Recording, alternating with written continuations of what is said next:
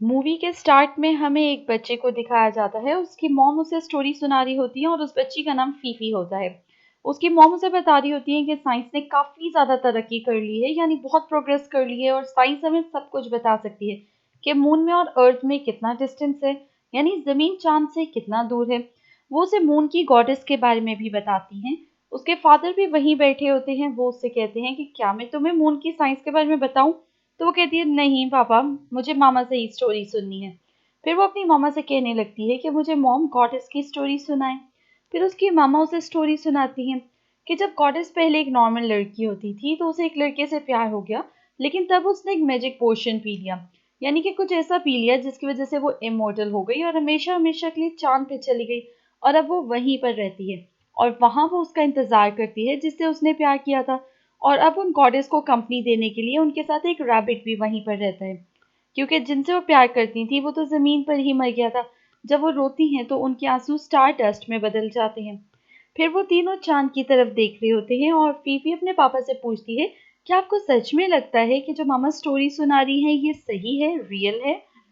तो उसके फादर उसे कहते हैं कि अगर तुम्हारी मॉमा सुना रही हैं तो सच ही होगी। उसकी मामा उसे कहती हैं, क्या तुम्हें मून पे रैबिट नजर आ रहा है? तो सब हंसने लगते हैं। फिर हम देखते हैं कि फीफी स्टिक पर रैबिट बैलून लगा के खेल रही होती है। वो अपने मामा पापा के पास जाती है और उसकी मामा उसे कहती हैं कि क्या आज तुम हम मून केक्स बनाने में हमारी हेल्प करोगी? फीफी की फैमिली बहुत स्पेशल मून केक्स बनाते हैं और वो बहुत ज़्यादा एक्सपर्ट होते हैं। अब फीफी भी अपने मॉम और डैड से केक्स बनाने सीखने लगती है। फिर हम देखते हैं कि फीफी मून केक्स बनाते बनाते ही बड़ी हो जाती है, यानी टाइम ऐसे ही खेलते खेलते गुजर जाता है और अब वो अपनी मॉम के साथ मून केक सेल किया करती थी। लेकिन अचानक से उसकी मॉम बीमार हो जाती हैं और मरने से पहले वो अपनी बेटी को एक रैबिट गिफ्ट करती हैं। फिर 4 साल गुजर जाते हैं। फीफी अपनी मामा की पिक्चर के साथ मून केक शेयर कर रही होती है और अब मून फेस्टिवल आ जाता है। फीफी अपने पापा के साथ काफ़ी सारा मून केक्स बनाती है और बहुत अच्छे मून केक सेल करती है और इन्हें डिलीवर भी किया करती थी। सब लोग मून केक्स ले रहे होते हैं उससे और ऐसा लग रहा होता है जैसे उसके मून केक्स काफ़ी ज़्यादा फेमस है। फीफी वापस अपने घर आती है तो अपने पापा के साथ उनकी एक फ्रेंड को देखती है और सैड हो जाती है। उनका एक बेटा भी होता है जो कि फीफी को बिल्कुल पसंद नहीं आता। जब फीफी अपने पापा के साथ मून फेस्टिवल के लिए लाइट्स लगा रही होती है तो उसके पापा उसे कहते हैं कि तुम्हें आंटी से बात करनी चाहिए थी, वो काफ़ी अच्छी हैं, यानी जो उनके पापा की फ्रेंड है। फीफी कहती है कि पापा हमें किसी की ज़रूरत नहीं है, हम दोनों एक दूसरे के लिए काफ़ी हैं। फीफी नहीं चाह रही थी कि उसके पापा उसी लड़की से शादी करें या किसी और लड़की से, क्योंकि उसे अपनी मॉम बहुत ज़्यादा याद आया करती थी।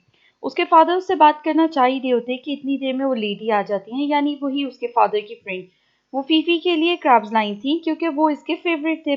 फिर वो सब डिनर टेबल पे बैठते हैं और फीफी अपने रैबिट को अपनी चेयर से हटा देती है कि उसकी उसकी मामा ने कहा था कि no rabbits on the table. Rabbit table या चेयर पे नहीं आएगा। बेचारा रैबिट फिर वहां से चला जाता है। डिनर टेबल पे सब बातें करने लगते हैं। फीफी जब देखती है कि उसके पापा उस लेडी से फ्रैंक होकर बात कर रहे हैं तो उसे बिल्कुल भी अच्छा नहीं लगता। अब वो लेडी फीफी से भी बात करने लगती है कि तुम्हारे पापा ने मुझे बताया कि तुम्हें गॉडेस से मिलने का बहुत ज़्यादा शौक है। और अब यहीं से फिर मून की गॉडेस की बातें शुरू हो जाती हैं। सब कहते हैं कि ये एक सिली स्टोरी है, लेकिन फीफी को लगता है कि ये सब सच है। वो अपने डैड से पूछती है कि क्या आपको भी ऐसा लगता है? तो उसके डैड चुप हो जाते हैं। फीफी को पुराना टाइम याद आ जाता है जब उसके पापा ने भी उसकी मामा की इस बात को सच कहा था, लेकिन अब वो चुप थे। तो फीफी उदास हो जाती है और वो डिनर टेबल से उठ के अंदर आने लगती है। तो उस लेडी का बेटा उसे बताता है कि मेरी मॉम और तुम्हारा डैड बहुत जल्दी शादी करने वाले हैं। फीफी अपने रूम में आके रोने लगती है। वो कहती है कि काश सब कुछ पहले जैसा हो जाए। उसे लगता है कि उसके पापा बदल गए हैं और अब वो गॉडेस पे यकीन भी नहीं कर रहे। वो कहती है कि हो सकता है कि पापा दोबारा उस गॉडेस पे बिलीव करने लगे तो वो दूसरी शादी ना करें। वो फिर रूम से मून की तरफ देखती है और उठ के रैबिट के पीछे जाती है। फिर वो मून को देखकर अपने मामा को याद करने लगती है क्योंकि उसे लगता है कि उसकी मामा को भूल चुके हैं उसके पापा। वो सोचती है कि मैं पापा को कैसे प्रूव करूं कि वो गॉडेस अभी तक मून पे है और उस आदमी का वेट कर रही है जिससे वो प्यार करती है, क्योंकि चांद तो यहाँ से 3 लाख किलोमीटर दूर है। वो सोचती है कि क्या मैं एक रॉकेट बना के मून तक जा सकती हूँ ताकि गॉडेस से मिल सकूं और प्रूव कर सकूं कि सच है। फिर वो बहुत ज़्यादा रिसर्च करती है, प्लान बनाती है कि रॉकेट कैसे बनाया जाए। फीफी बहुत सारी चीज़ें ऑर्डर करती है और रॉकेट के एक्सपेरिमेंट्स भी करती है, लेकिन कोई भी रॉकेट मून तक नहीं जा पाता। फिर वो एक रैबिट शेप का रॉकेट तैयार करती है और वो उस अपने रैबिट के साथ मून पे जाने के लिए बिल्कुल रेडी होती है। वो स्टार्ट करती है रॉकेट, तो प्लेन से भी आहिस्ता, स्नेल से भी आहिस्ता वो रॉकेट चलने लगता है। लेकिन शुक्र है कि वो चल तो गया था। फिर आहिस्ता आहिस्ता वो स्पीड पकड़ लेता है। अब फीफी मून के बहुत ज्यादा करीब होती है। तब अचानक रॉकेट फ्यूल एंड हो जाता है और वो वापस गिरने लगती है। तभी उसे आवाज आती है अपने डैड के फ्रेंड की बेटी की। तो वो उसे कहती है, तुम भी यहाँ हो? मैंने तो तुम्हारा वेट कैलकुलेट ही नहीं किया था। तो फिर रॉकेट नीचे की तरफ जा रहा होता है और फिर एकदम लाइट बीम आती है और रॉकेट फिर से ऊपर की तरफ जाने लगता है। शायद ये मून की अट्रैक्शन लाइट थी। फिर कुछ एलियंस उनके रॉकेट पर अटैक कर देते हैं और वो रॉकेट घूमने लगता है और फिर फाइनली मून पे लैंड कर जाता है। फिर वो एलियंस और फीफी और उस लड़के को, जो कि उस लेडी का बेटा था, उनको उड़ा के एक बहुत ही प्यारे कैसल में ले जाते हैं। फिर वहां पर टॉकिंग मून केक्स आते हैं, यानी ऐसे मून केक्स जो कि बातें कर रहे होते थे। वो उन्हें वेलकम करते हैं और म्यूजिक पार्टी में ले जाते हैं, जहां वो गॉडेस सॉन्ग गा रही होती है। वहां पर वो रैबिट भी होता है। फीफी और वो बच्चा काफी ज्यादा एंजॉय करते हैं और फीफी सीधा जाके मून गॉडेस को हग कर लेती है, यानी उसे गले से लगा लेती है। गॉडेस उसे कहती है कि तुम मेरे लिए क्या गिफ्ट लाई हो। पर फीफी एक्चुअली कोई गिफ्ट ही नहीं लाई थी। वो कहती है कि मुझे आपके साथ एक फोटो चाहिए ताकि मैं अपने पापा को यकीन दिला सकूं। वो उसके साथ एक पिक्चर लेती है और ये कहती है कि ये पिक्चर तुम्हें सिर्फ एक शर्त पे मिलेगी, कि तुम मेरे लिए कोई गिफ्ट ढूंढ के लाओ। फीफी अब गिफ्ट ढूंढने के लिए मून चिकन्स के साथ राइड पे निकल जाती है और वो लड़का, यानी कि उस लेडी का बेटा, वो फोटो लेने की कोशिश करता है और सेपरेट एक स्पेस में बंद हो जाता है। यानी वो बिना गिफ्ट के ही वो पिक्चर लेने के चक्रों में था। वो गॉडेस काफी ज्यादा सैड हो जाती है कि वो उससे मिल नहीं पाएंगी जिसे वो पसंद करती हैं। उधर मून की सड़कों पे बारिश होने लगती है।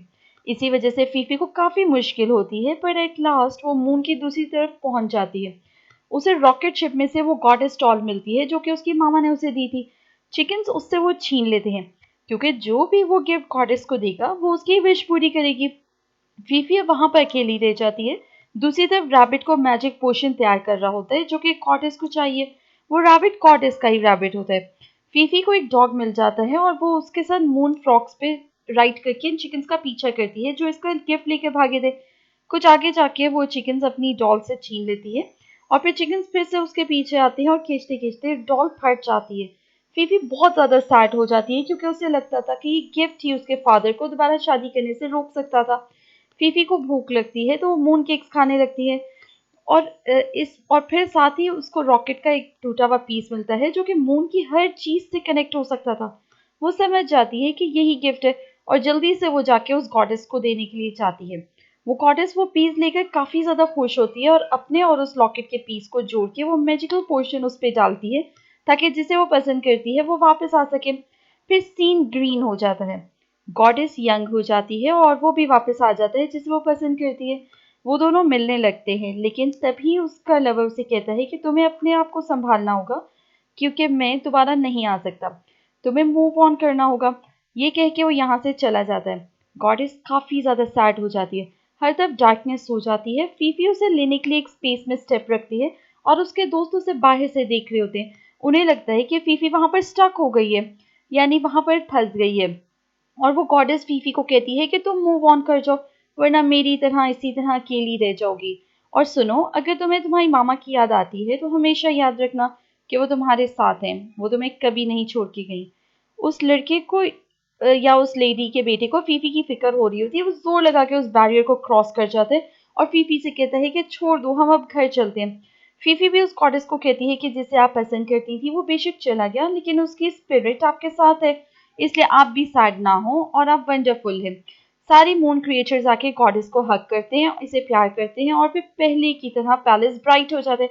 फीफी डॉग को बाय करती है और वो अपने रैबिट को वहीं पर छोड़ जाती है, क्योंकि उस गॉडेस के रैबिट से काफी उसकी दोस्ती हो गई थी।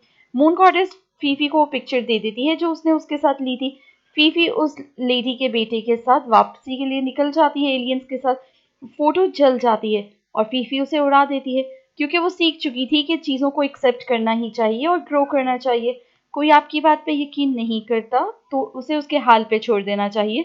वो अपने घर वापस पहुंच जाती है और उसके डैड की दोबारा से शादी हो जाती है। फिर लास्ट सीन में हम देखते हैं कि फीफी और वो लड़का, जो उस लेडी का बेटा था, दोनों साथ खेल रहे होते हैं, यानी अब इनमें भी फ्रेंडशिप हो चुकी थी। एंड में हमें दिखाया जाता है कि मून फेस्टिवल्स के लिए वो तैयारी कर रहे होते हैं और सब मिलके डिनर बना रहे होते हैं। फिर वो सब मिलके डिनर करते हैं और काफ़ी ज़्यादा खुश होते हैं। फीफी भी अपनी नई मदर और अपने फादर यानी अपने पेरेंट्स के साथ मिलके डिनर कर रही होती है। फिर फीफी अपने डैड के साथ मून को फुल मून देखती है। जब वो क्रैंस को उड़ता हुआ देखती है तो उसे यही लगता है कि गॉडेस उससे मिलने आई है। फिर वो क्रैंस फ्लाई कर जाते हैं मून की तरफ और यहीं पर मूवी एंड हो जाती है। Thank you for watching.